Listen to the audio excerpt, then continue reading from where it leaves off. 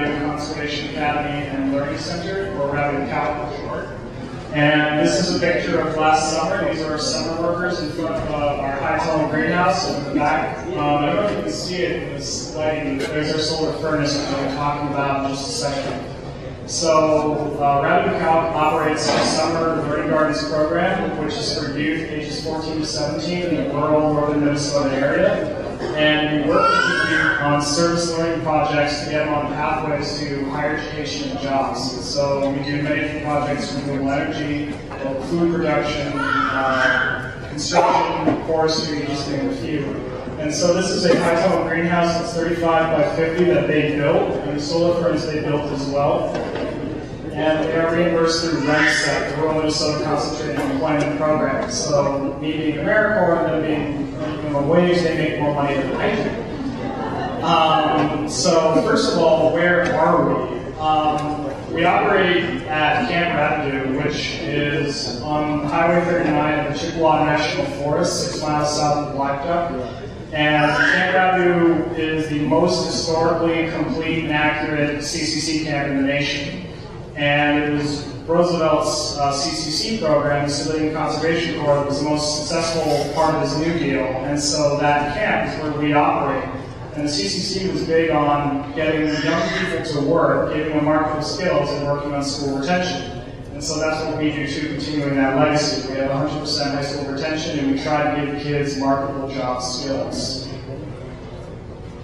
And so I'll spend a little time now, since I know I have 5 minutes. This is our solar furnace. The light's a little fuzzy, but so the solar furnace is custom designed and was built completely by our youth workers and supervised by my supervisor, John Parmenter.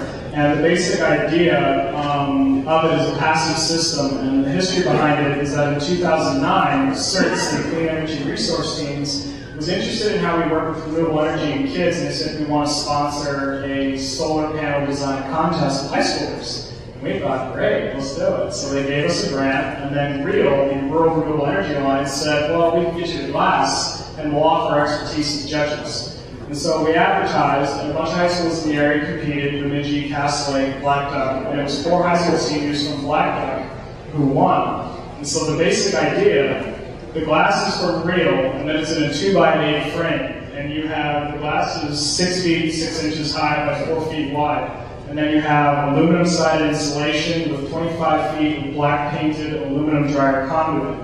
And here is the intake vent. So as the light hits it, it heats up, and the solar panel glass keeps that light from escaping. So as it comes in, you've got the aluminum, the black it interacts with, and now it's really getting hot. The air, the hotter air becoming lighter, goes into 25 feet, and over that time, it has a lot of time to heat up before it enters the solar furnace. It's pumped through one of 4 outtake vents, which then feed down onto a bed of rocks. And again, this is part of our custom design.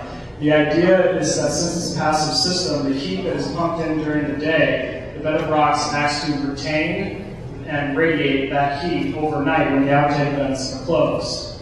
So the heat leaves the bed of rocks in the solar furnace through a series of conduits which go into junction boxes. Oh, see, okay.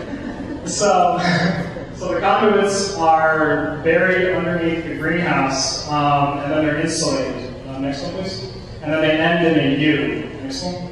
And so this is before the greenhouse was put up. You can kind of see the mounds where the conduits are, as well as the bins where the 13 junction boxes are. And so the junction boxes hold fans, which are acting to draw and pull the air. So, can you go back one? So this is my rather crude drawing of what's happening. We went through the solar furnace and saw how the light is turning into heat. And then that is pumped underground, and if you follow the arrows, that heat is going underground, heating up the soil underneath the greenhouse, and by the time it's cooling down, the fans, which were drawing it, are now pushing it back around. And so you have a constantly circulating loop of heated air going under the greenhouse, heating it up, and then going back in the solar furnace, it heats up again, back and forth. And so here's some kids from last summer in the greenhouse planting a variety of vegetables, fruits, and spices. And so this picture is the Bug Mitigation School, where my office is actually, and that's my supervisor, John Parmenter. a lot of my job is documenting what we're doing here. And so the solar production model, we're trying to do a technology transfer around the area. So over 2 days in September, the 20th and 21st, we transferred, and John supervised them building, well, I documented, a 10 by 20 greenhouse in one of our solar panel frames. And after 2 days, the kids had completed it. And this is outside the science room, and I've already spoken with the science teacher, the industrial arts teacher, and the superintendent at the PapponoMahnomen School about including it in their curriculums. So you'll notice the design is just like on our solar furnace. It's that design that the Black Duck kids tested every 15 minutes over summer 2009 and found to be the most efficient, which continues our legacy of kid-focused, kid-driven, kid-built. And so this is now part of the infrastructure of the PapponoMahnomen School campus. And in the spring, we're looking to fire it up, and the kids get to choose what they grow. And beginning in March, I will be building the solar thermal mass in our solar furnace at site in Camp Rapids. And I'll be documenting all of this into a production model document, which will be delivered to Indian Health Service and other areas like reservation schools in the area. So it's a very exciting time for Rapids Health, and I'm excited to be here telling you all about it. Thank you.